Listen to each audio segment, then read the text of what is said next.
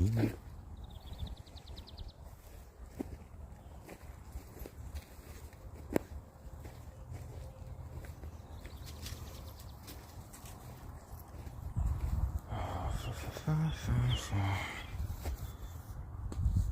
Damn it. Do I have a single pocket available? Vacant, so to speak. Vacant pocket. Alrighty.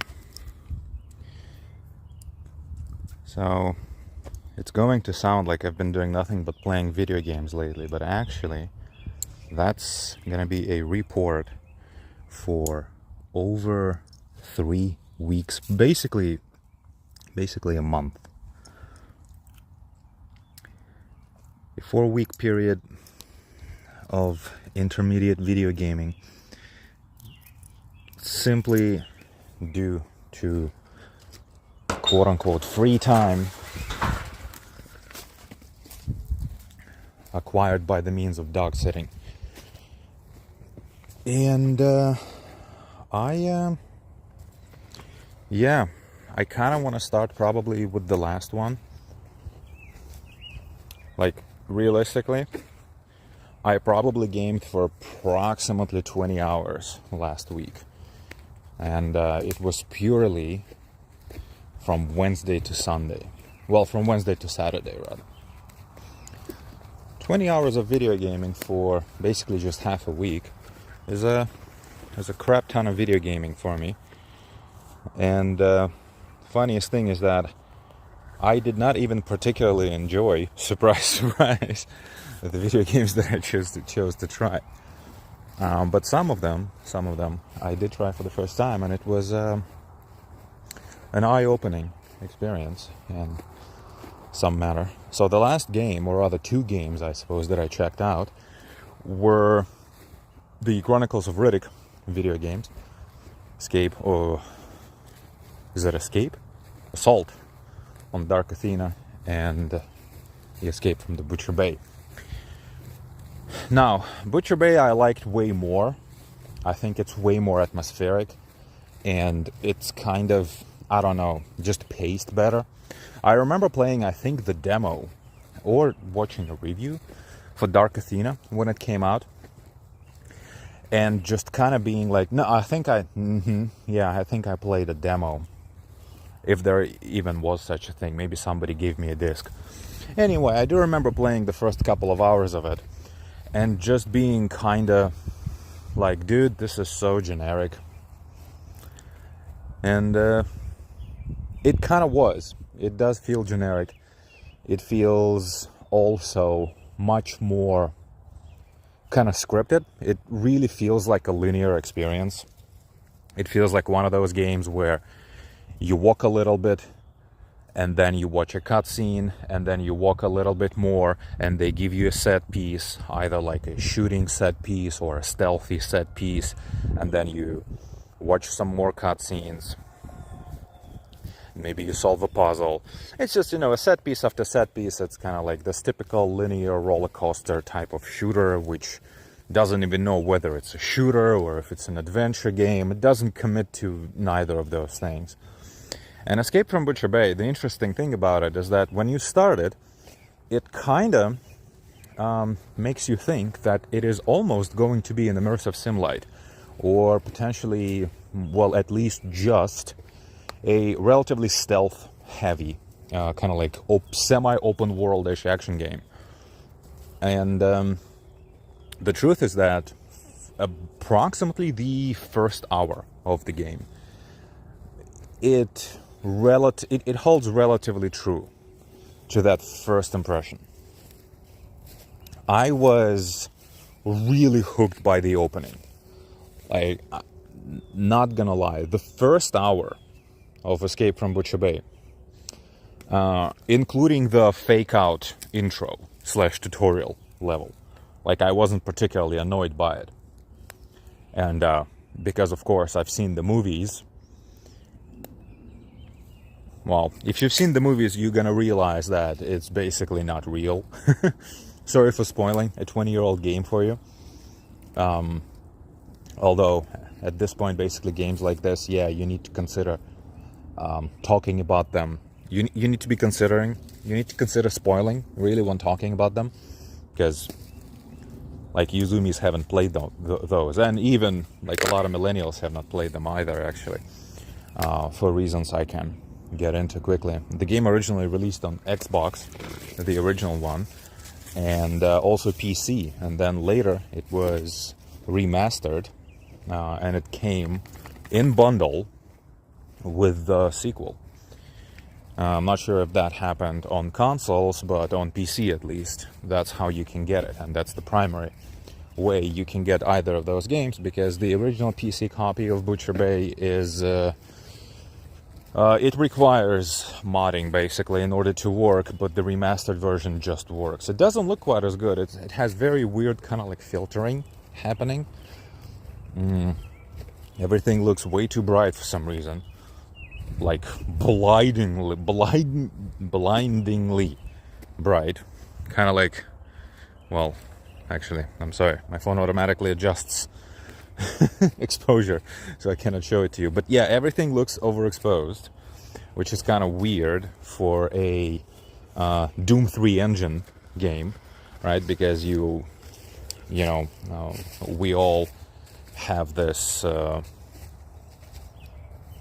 We all used to like games on that engine look very contrasty, look very well, not colorful, but kind of like rich, deep blacks and stuff like that.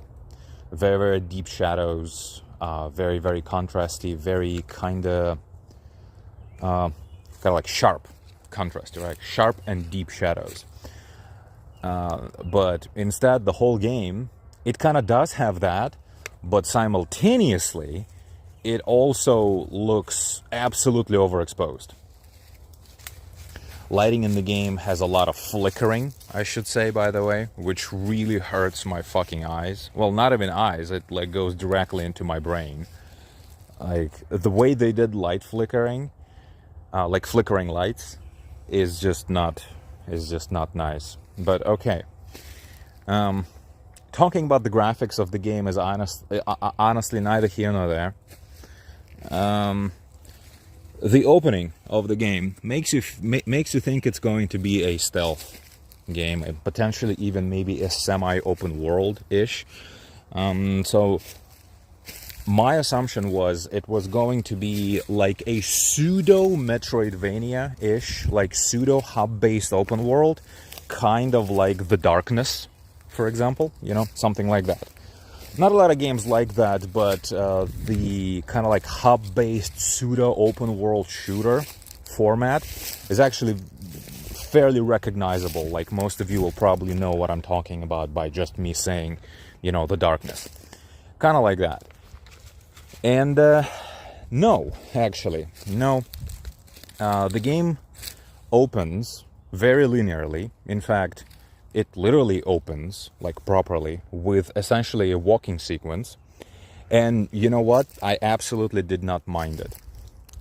Despite the fact that the game opens very linearly and kind of like cinematically-ish, that was still gaming before The Last of Us, before Skyrim, and before the Batman Arkham series. Ruined gaming, basically, forever. So this game still doesn't feel like neither of those slop tropes, and I was totally hooked. It's been a while since a video game from literally like, well, maybe not minute 1, but let's say minute 10, absolutely got me hooked. It's been a while since something hooked me like that. And then we get put into a semi-open world with a pseudo-dialogue system. Again, The Darkness, right? And actually turns out that segment is fairly linear. There are a few optional objectives in that area. But what you need to do in order to progress is entirely scripted. You don't get any choice in the matter. You cannot like find a secret passage or bribe somebody or maybe start a riot, you know, like frame somebody for something, you know, not necessarily start a riot, but create a diversion. That's the word. Cannot do neither of those things. I wonder if you can see, there are cows there. Now this guy is not a huge fan of cows, actually. I probably won't be able to finish my thought. May have to turn around. Yeah. Annie, they have the right to be there. It's their field.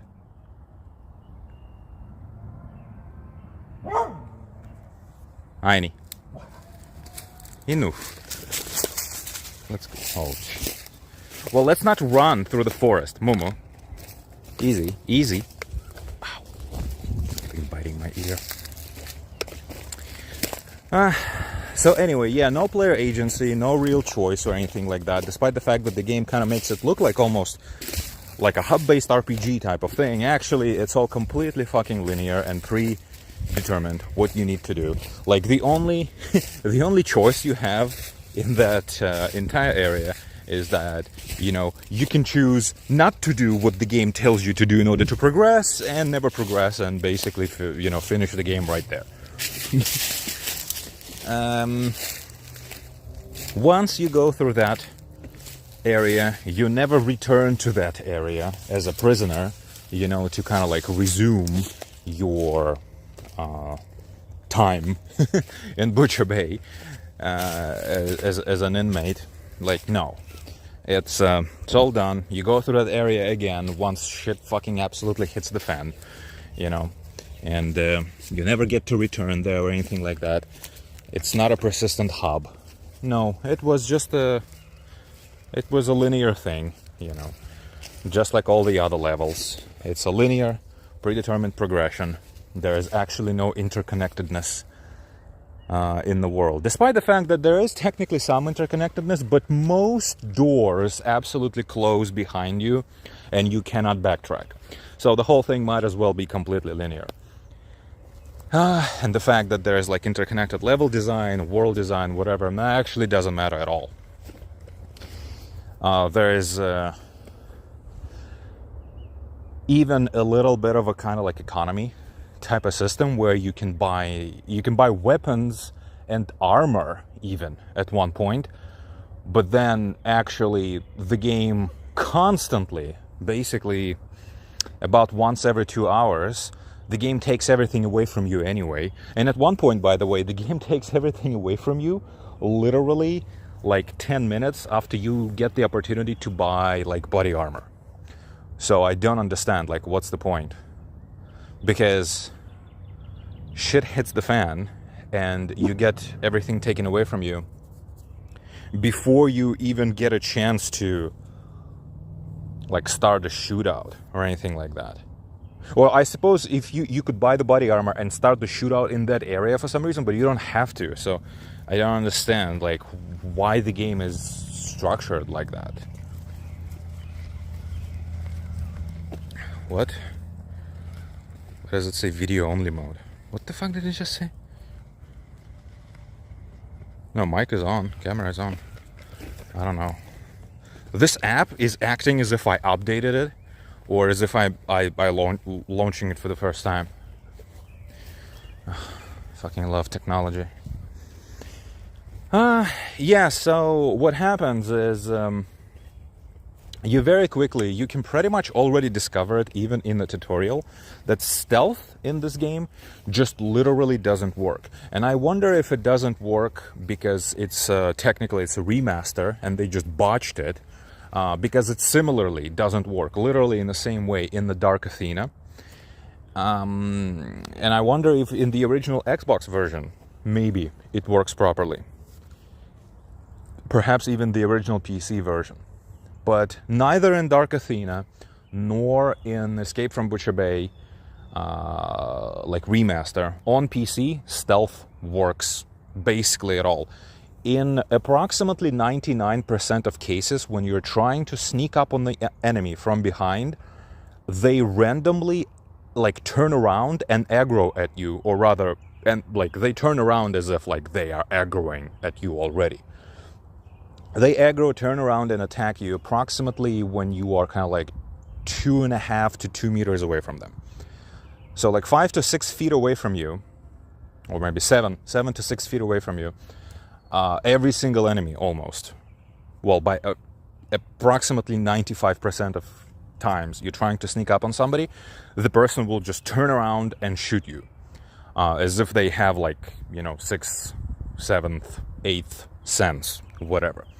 And I don't know why it happens. Maybe it happens because something about the cone of vision for the enemies was changed in the remaster, or botched in the game from the very beginning, even in the original version.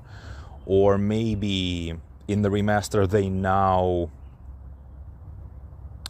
maybe they think they can see your shadow, or maybe just the game registers that you are not necessarily inside a shadow, and therefore enemy just sees you, even despite the fact that you're obviously not in their cone of vision, you know. Or maybe the cone of visions are just bugged, and sometimes enemies, you know, kind of like actually literally looking behind them instead of looking forward. Just the cone of vision, like the model itself is oriented forward, but the cone of vision is just, you know, oriented in some random direction. It couldn't be sound, obviously, because the game was, I would say, probably even kind of primarily-ish made for PC, all things considered, because it's ID3 tech, whatever, Doom 3 engine, right? So it's primarily a PC game, all things considered. And there's only one crouch speed, right? So you cannot tell me, oh, you're just like crouching way too fast. What, you want to go back there and see if cows are following us? No? They might be following us home, you know, waiting for us to go to bed. Stab us. Just like that one time. Anyway, as you can see, we had some wind here recently. Fortunately, I don't really have a free hand to tidy all of this up. It's been like this for a while, actually. Like, I'm sorry, every time I'm here I have like both hands busy. In fact, I'm looking for a third hand usually to deal with something else, like a cigarette perhaps, or something. Like, I wouldn't mind having a third hand to smoke a cigarette right now. So yeah, that cleanup is honestly not my priority right now, and not my responsibility for that thing to begin with. I'm not the genius who decided to put it there and leave it over the winter there. What a great place to just store something you care about. What the hell is that thing? I'm not looking where I'm pointing the camera. What the hell is that? Okay. Something very white and bright in the distance, I see. I don't think anything like that's supposed to be there in the distance where I just looked, but okay, F it. Yeah. So yeah, stealth is basically completely broken, and it's broken in the same way in the Dark Athena, and I don't know why. I don't know what's happening. Maybe because the game runs at like 60 FPS instead of 30, so maybe the game was originally optimized for something like that, but then, like, I don't understand that. Like, I don't get it. Like, maybe I should have tried turning on vertical sync, actually, and see if the bug persists, but, like, Jesus, you know, I only had so much time to troubleshoot the whole bullshit. The game actually feels surprisingly well with the controller. I play it on big TV, so I played with the controller. The game doesn't have controller button prompts, by the way. And, but it actually feels rather well. with the controller, and there was no screen tearing, so I assumed the game automatically caps. It's you know, it's bullshit. It's frame rate to the frame rate of the monitor, or maybe even the whole thing was in the borderless window. Even I'm not entirely sure. So, like, I don't know. I mean, it's technically possible that the game ran at like 1000 FPS, you know, and that's why enemies were detecting me like all the fucking time.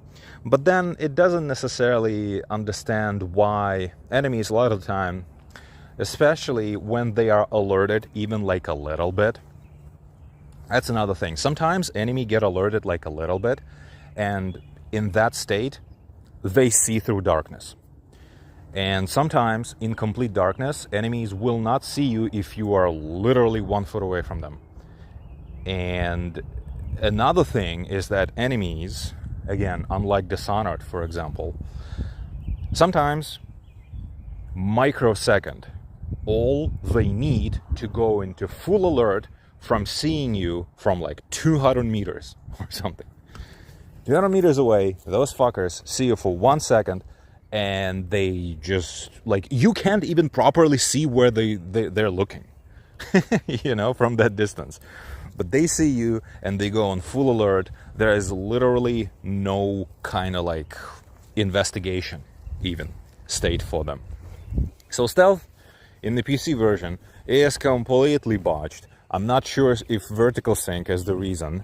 And maybe it's because the game is running at like 1000 FPS or something, but it's Doom 3 engine, so it should be actually pretty good at stuff like that. It shouldn't be glitching out, or even it shouldn't be glitching out even if it goes into over frame rate, and it shouldn't probably even do that in the first place unless it needs to do it, because it's a PC engine. not as the platform PC engine, as in the what's 4th generation console, similar to Sega Mega Drive, Sega Genesis. But you know what I'm talking about. It's Doom 3 engine. It's the engine made for PC. So stealth is utterly broken, and after about 30 to 40 minutes of kind of like LARPing as a stealth game, eventually... Oh yeah, that's could be another reason, by the way, why this broken stealth could be happening. And if that's the reason, absolutely screw both of those games. I hate them, and I basically deem them as bad games. You know why? Because I have a pretty good idea. The game doesn't actually allow you to do stealth when it doesn't want you to do stealth. At one point, pretty early in the game starts forcing you into shootouts, by the way, which are borderline impossible on the hard difficulty. You just cannot stealth, period, through a bunch of stuff. Ever since you put your DNA, your Vin Diesel DNA, into the like biometrical protection, like biometric locking thing for the weapons, it just becomes all action all the goddamn time, baby. There's absolutely nothing else in the game. And what I think may be happening is that you're trying to sneak up on the enemy, but the game thinks, no, this enemy, you're supposed to have a shootout with this enemy. There is no stealthy time with this enemy. What are you doing? So it forces that enemy to aggro on you, which creates like an even jankier moment, honestly. If the enemy just to begin with telepathically knew where you were and, you know, was shooting at you from behind the corner. Unfortunately, I think this could be the thing, actually. I think the game may just decide for you that, no, in this hallway, those two enemies, you're supposed to have a shootout with them. If you attempt to stealth them, they will automatically aggro at you when you are 2 meters away from them, even if you are sneaking up on them. Even if you're sneaking up on them. And and that's it. Like, you get no other option. Basically, stealth is impossible. You can try and headshot them quickly. You can headshot one of them. That's one thing actually good about shooting in the game, because you legitimately do headshot people, even in helmets, even in like full head helmets, you can headshot people. So that's nice, I suppose. But the problem is that what are we looking at? Nothing?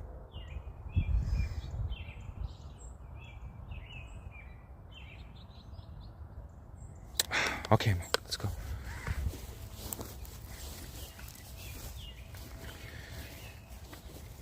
Yeah, but the problem is that, I don't know, if you can, it's not quite the same as stealth, and if there's more than one enemy, you can start an alarm. And there's another thing, there is like such a thing as the alarm state, like alarm sirens going off and stuff like that.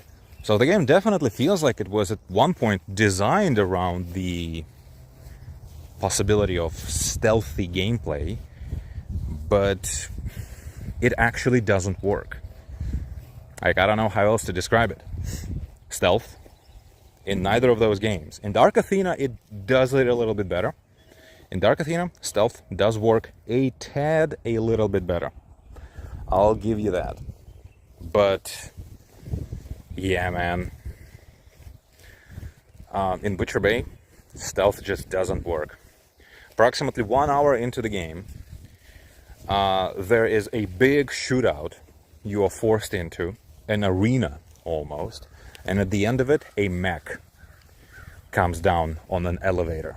And in literally any other game, you would be able to sneak onto that elevator, and elevator is how you're supposed to leave the arena.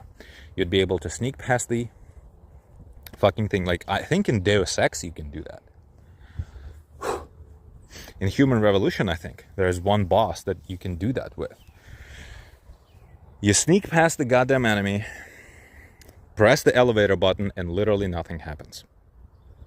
In fact, you get the prompt, and then you press it, you press the interact button, nothing happens, and then the prompt goes away, and it does not reappear until you kill the goddamn mech. Then you can take the elevator. That's where I knew this game was not going to be a game offering any agency to the player. And I'm not particularly interested in playing a video game that, ooh, now we have a stealthy set piece. Ooh, now we have a set piece where you can go around kind of like the open area of a prison and talk to guys. You go to Supermax, right? And now we have a giant, janky shooter segment. No, shooter segment, I'm absolutely not interested in those. By the way, shooting with the controller in this game is just completely broken, because the game has auto-aim, or aim assist, I suppose. It has aim assist that is super aggressive, and it always locks somewhere away from the enemy. It always locks like a foot away from the enemy, like to the left or to the right.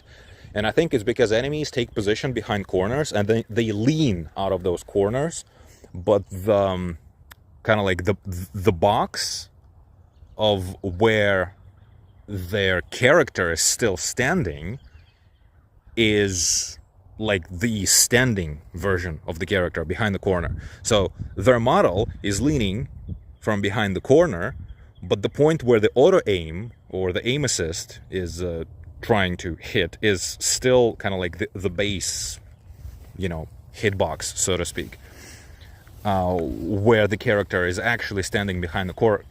It does not take into consideration the fact that the character is now leaning from behind it.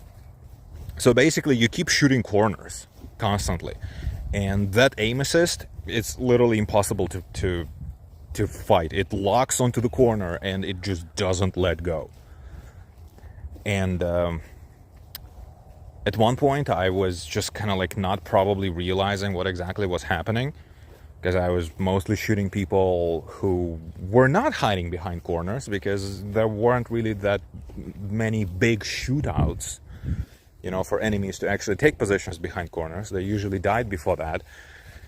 But since the game eventually devolves into a pretty dumb shooter, where stuff like that just happens constantly, and Dark Athena is literally the same way,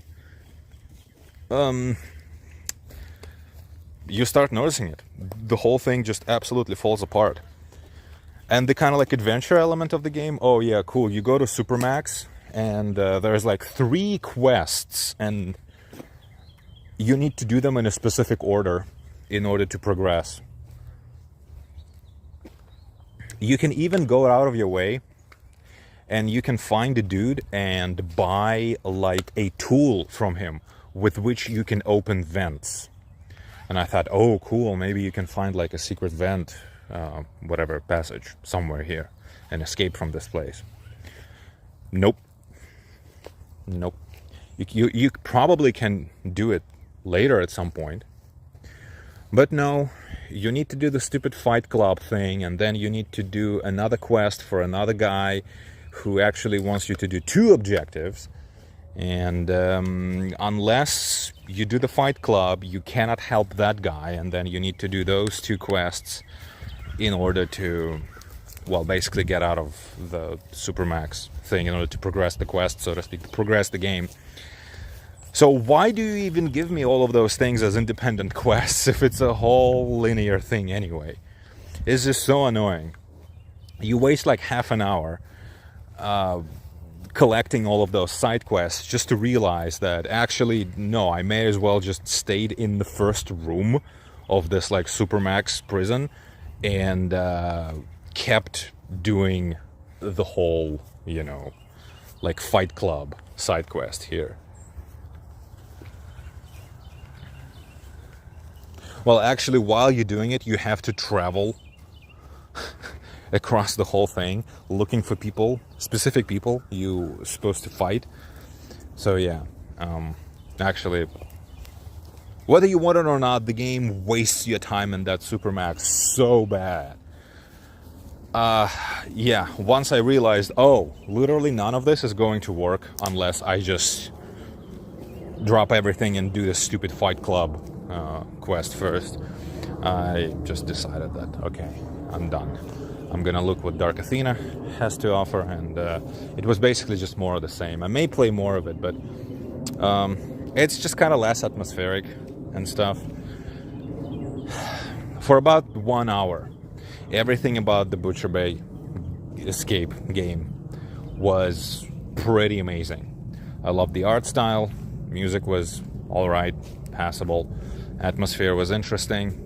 The promise was probably the most important thing. The promise of a kind of stealthy, immersive game with player agency, with options. Yeah, and then the game takes all of that away. It actually breaks its own promise, essentially, and reveals its true colors, reveals what it's actually all about. And I'm like, okay, well, I'm not into that. Sorry, If at least stealth goddamn worked, I would have probably been interested just to see how much can I bend the game to my will, so to speak. But since stealth doesn't work, it's just, linear walking levels where you need to talk to prisoners that, pretend to be non-linear. And it's just then a bunch of shooting. And I'm like, okay, I don't want to play another Uncharted. I'm sorry, I don't want to play another set-piece adventure shooter game. It's I've played quite a few of them already. So yeah, that was Riddick, and I think Aini has had enough of walking around. Tap tap tap tap tap tap tap tap tap tap. So yeah. Quite a few more titles to talk about, and I will probably do some tomorrow. Just just as a spoiler, it's gonna be Lollipop Chainsaw Remaster, Shadows of the Damned Remaster, Saboteur, and I've also actually recently replayed Bioshock 1. And I have conflicting feelings basically on most of those games.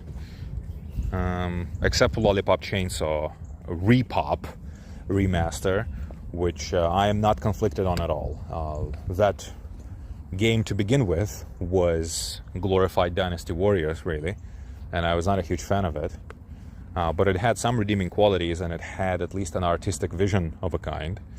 And the remaster takes all of that away, and I've actually never myself owned Lollipop Chainsaw for X360 or PS3, so I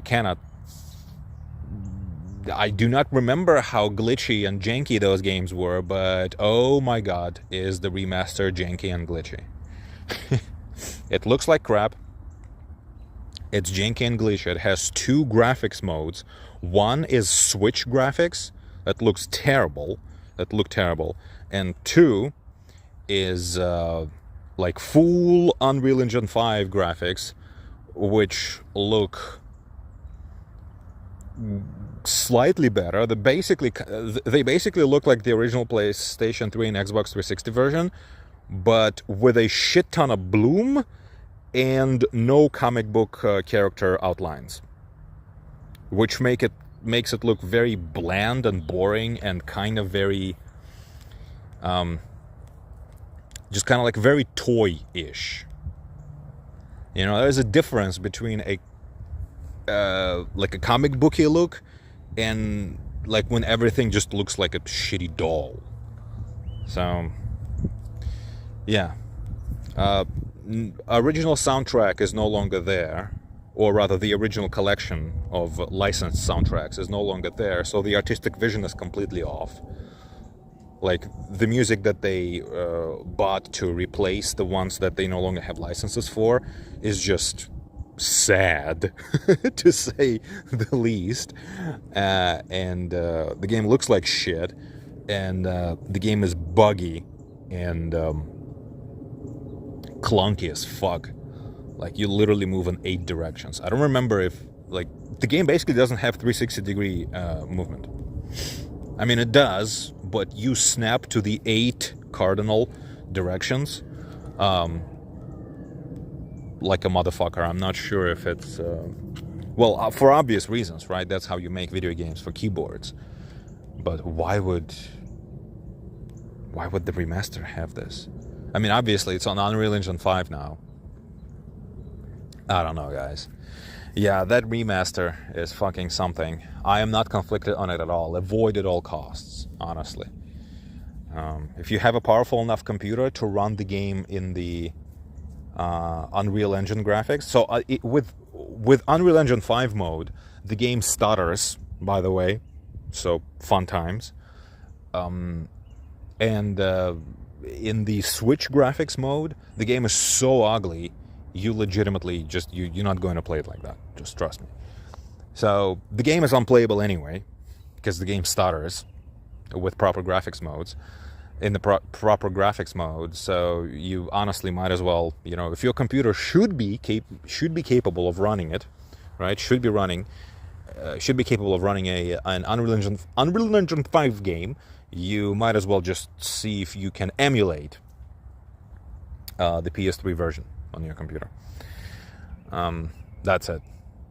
I just reviewed the game. I suppose I could talk about it a little bit more tomorrow, but yeah, I'm done for now. Bye bye.